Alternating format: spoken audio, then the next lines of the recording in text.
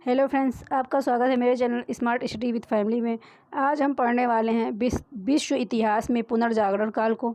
और पिछले टॉपिक में हमने ब्रिटिश कालीन आयोग एवं समितियों के बारे में पढ़ रखा है। अगर आपने वो वीडियो नहीं देखा है तो प्लीज़ जाकर मेरे चैनल पर देख लीजिए। और अगर आपको मेरा यह प्रयास अच्छा लगता है तो मेरे चैनल को लाइक शेयर सब्सक्राइब करना मत भूलिएगा और कमेंट ज़रूर कीजिएगा। और ये लूसेंट की 26वीं क्लास रहेगी।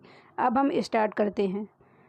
पुनर्जागरण का प्रारंभ इटली के फ्लोरेंस नगर से माना जाता है। इटली के महान कवि दांते को पुनर्जागरण का अग्रदूत माना जाता है। इनका जन्म फ्लोरेंस नगर में हुआ था।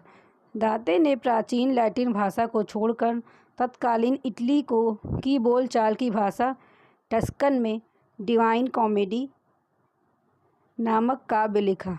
इसने दांते ने स्वर्ग और नरक की एक काल्पनिक यात्रा का वर्णन किया है।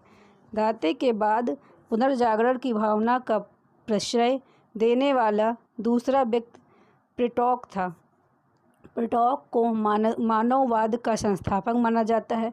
वह इटली का निवासी था। इटालियन गद्य का जनक कहानीकार बोकेशियो को माना जाता है। कहानीकार बोकेशियो की डेकामेरन प्रसिद्ध पुस्तक है बोकेशियो की। आधुनिक विश्व का प्रथम राजनीतिक चिंतक फ्लोरेंस निवासी मैकियावेली को माना जाता है। मैकियावेली की प्रसिद्ध पुस्तक है द प्रिंस, जो राज्य का एक नवीन चित्र प्रस्तुत करता है। आधुनिक राजनीतिक दर्शन का जनक मैकियावेली को कहा जाता है। पुनर्जागरण की भावना की पूर्ण अभिव्यक्ति इटली के 3 कलाकारों की कृतियों में मिलती है। ये कलाकार थे Leonardo da Vinci, Michael Angelo और राफेल हैं। लियोनार्दो ने विंची एक बहुमुखी प्रतिभा संपन्न व्यक्ति था। वह चित्रकार, मूर्तिकार, इंजीनियर, वैज्ञानिक, दार्शनिक, कवि और गायक भी था। लियोनार्दो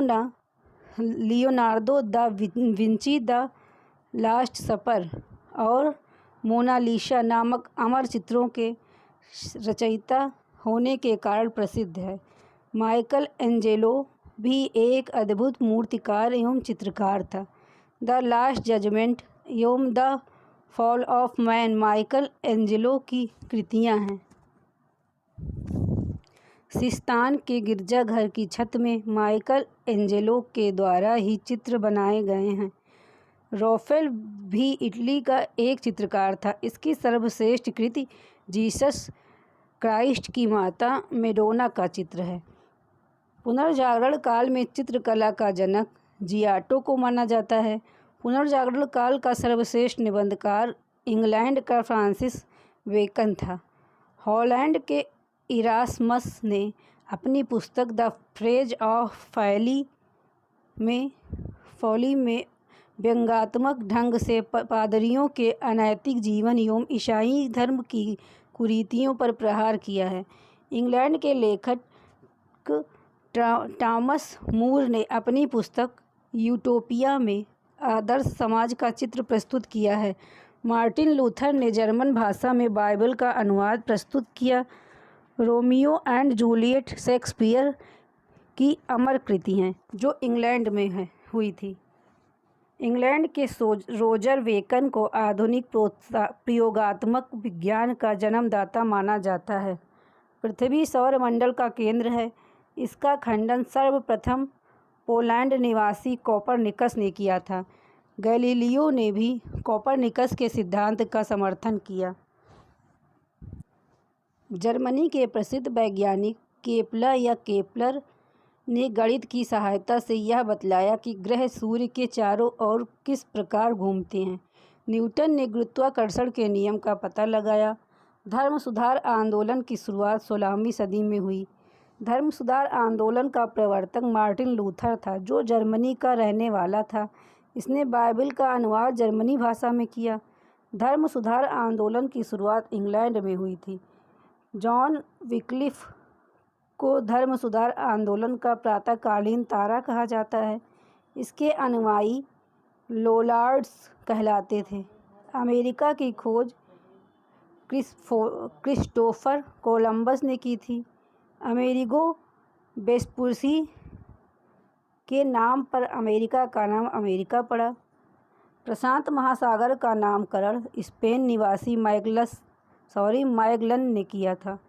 समुद्री मार्ग से संपूर्ण विश्व का चक्कर लगाने वाला प्रथम व्यक्ति मैगलन था। अब हम देखते हैं अमेरिका का स्वतंत्रता संग्राम। अमेरिका में ब्रिटिश औपनिवेशिक साम्राज्य की नींव जेम्स प्रथम के शासनकाल में डाली गई। अमेरिकी स्वतंत्रता आंदोलन के दौरान इंग्लैंड का शासक जॉर्ज तृतीय था। रेड इंडियन अमेरिका के मूल निवासी थे। अमेरिका को पूर्ण स्वतंत्रता 4 जुलाई 1776 ईस्वी को मिली। अमेरिकी स्वतंत्रता की घोषणा नैसर्गिक अधिकार के सिद्धांतों पर आधारित थी। अमेरिका का स्वतंत्रता युद्ध 1783 ईस्वी में पेरिस की संधि के तहत समाप्त हुआ। इस संधि के अनुसार ब्रिटेन ने उत्तरी अमेरिका के 13 अंग्रेजी उपनिवेशों की स्वतंत्रता स्वीकार कर ली। अमेरिका के स्वतंत्रता संग्राम में लफायते के नेतृत्व में फ्रांसीसी सेना ने इंग्लैंड के विरुद्ध भाग लिया था। सप्तवर्षीय युद्ध में इंग्लैंड की काफ़ी आर्थिक क्षति हुई। इस क्षतिपूर्ति हेतु तत्कालीन प्रधानमंत्री ग्रेनविले ने 1765 ईस्वी में स्टाम्प एक्ट पारित किया, जिसके अनुसार सभी अदालती कागजों, अखबारों आदि पर 20 शिलिंग का स्टाम्प लगाना अनिवार्य था। 1767 में ब्रिटिश संसद ने कागज, सीसा, चाय एवं रोगन जैसे उपभोक्ता वस्तुओं पर भी कर लगाया। उपनिवेशवासियों ने इन करों का व्यापक विरोध किया तथा सैमुअल एडम्स ने प्रतिनिधित्व नहीं तो कर नहीं का नारा दिया था। नोट: सप्तवर्षीय युद्ध इंग्लैंड एवं फ्रांस में 1756 ईस्वी से 1763 ईस्वी के बीच हुआ था। स्वतंत्रता आंदोलन के दौरान उपनिवेशवासियों ने स्वाधीनता के पुत्र एवं स्वाधीनता की पुत्रियां नामक संस्थाएं बनाई, जो ब्रिटिश सरकार की कार्रवाइयों का विरोध करती थीं। 1776 में टॉमस पेन की लघु पत्रिका कॉमन सेंस प्रकाशित हुई। इसमें अत्यंत प्रभावशाली एवं उत्तेजक शैली में स्वतंत्रता की आवश्यकता पर बल दिया गया। टॉमस पेन ने राइट्स ऑफ मैन की भी रचना की। अमेरिकी स्वतंत्रता संग्राम का नायक जॉर्ज वाशिंगटन थे, जो बाद में अमेरिका का प्रथम राष्ट्रपति बने। अमेरिकी स्वतंत्रता संग्राम का तात्कालिक कारण बोस्टन की चाय पार्टी थी, जो 16 दिसंबर 1773 ईस्वी को हुई थी। इसी घटना से अमेरिका का स्वतंत्रता संग्राम प्रारंभ हुआ। इस घटना का नायक सैमुअल एडम्स था। 5 सितंबर 1774 ईस्वी को 13 उपनिवेशों के प्रतिनिधियों का फिलाडेल्फिया शहर में एक महादेशीय सम्मेलन आयोजित किया गया, जिसमें ब्रिटिश कानूनों का विरोध तथा व्यापार के बहिष्कार का निर्णय हुआ। अब देखते हैं उसके आगे। 18 अप्रैल 1775 को ब्रिटिश सेना तथा उपनिवेशवासियों के बीच लेक्सिंगटन में प्रथम संघर्ष हुआ। 4 जुलाई 1776 ईस्वी में फिलाडेल्फिया में दूसरा महादेशीय सम्मेलन हुआ, जिसमें थॉमस जेफरसन द्वारा तैयार किया गया स्वतंत्रता का घोषणा पत्र जारी किया गया। प्रजातंत्र की स्थापना सर्वप्रथम अमेरिका में हुई। इसे भी आधुनिक गणतंत्र की जननी कहा जाता है। धर्मनिरपेक्ष राज्य की स्थापना भी सर्वप्रथम अमेरिका में हुई थी। संसार में सर्वप्रथम लिखित संविधान संयुक्त राज्य अमेरिका में 1789 ईस्वी में लागू हुआ, जिसमें महिलाओं को संपत्ति का अधिकार मिला तथा उत्तराधिकार कानून को न्याय संगत बनाया गया।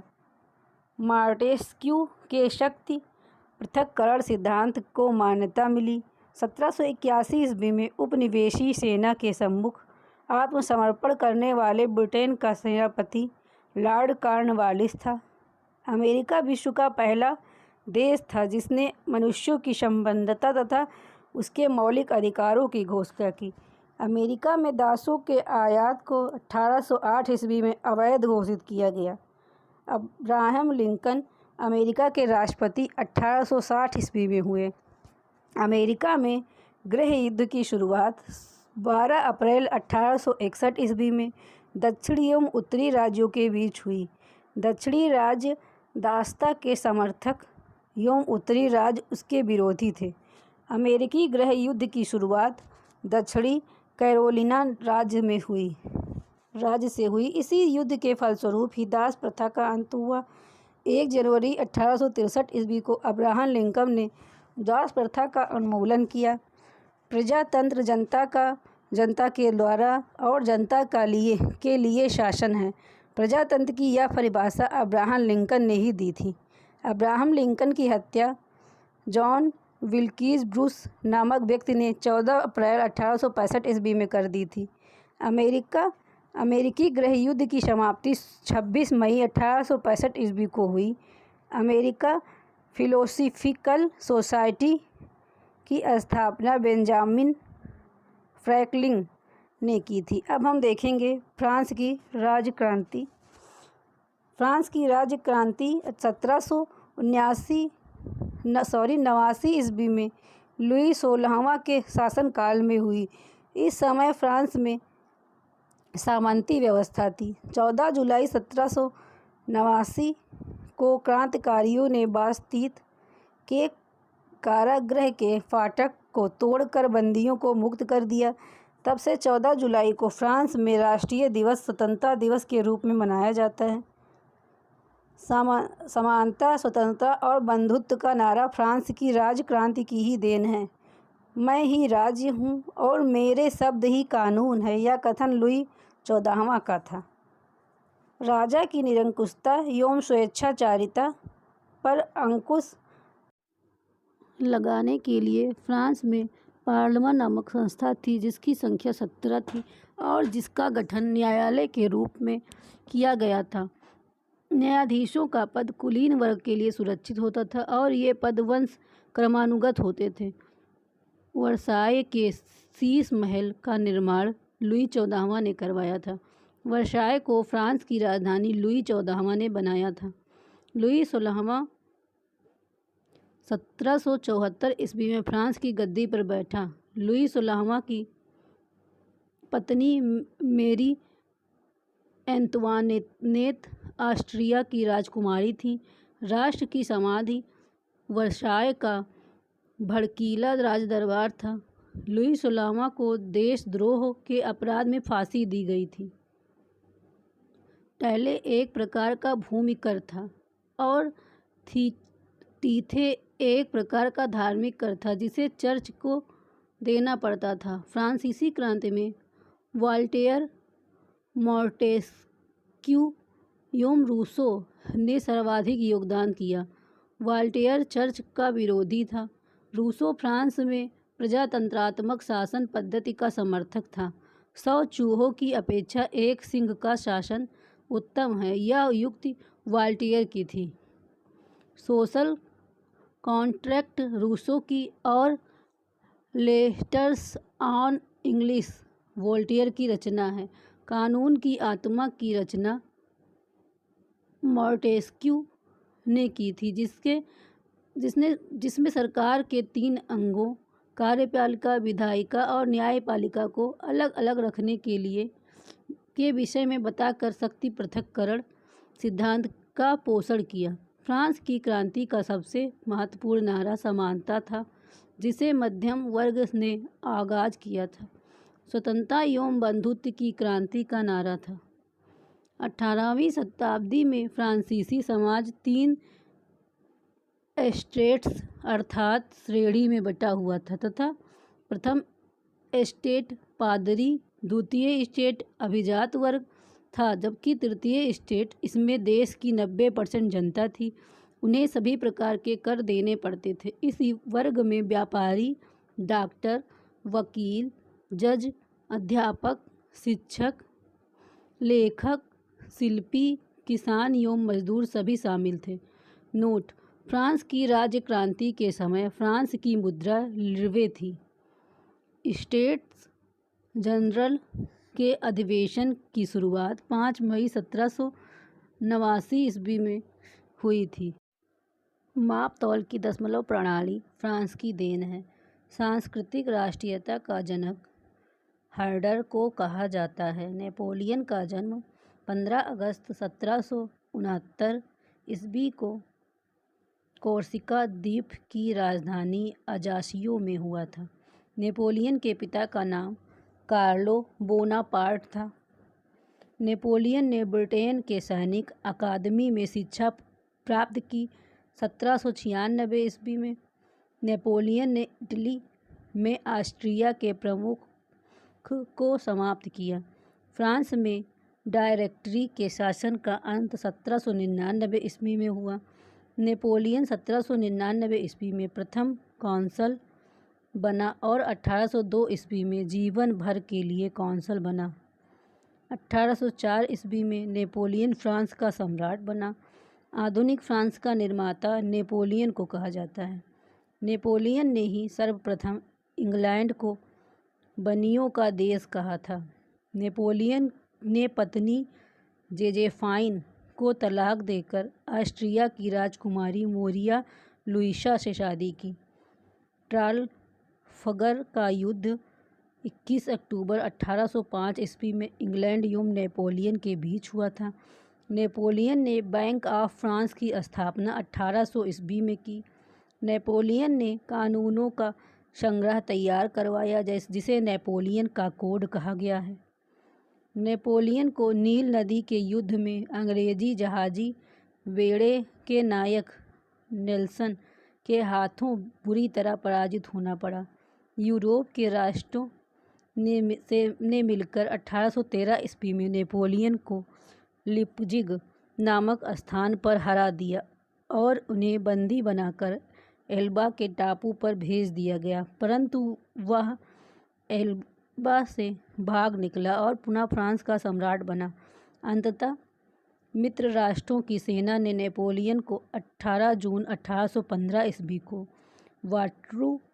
वाटरलू के युद्ध में पराजित कर बंदी बना लिया और उसे सेंट हेलेना द्वीप पर भेज दिया। वहां 1821 ईस्वी में उसकी मृत्यु हो गई।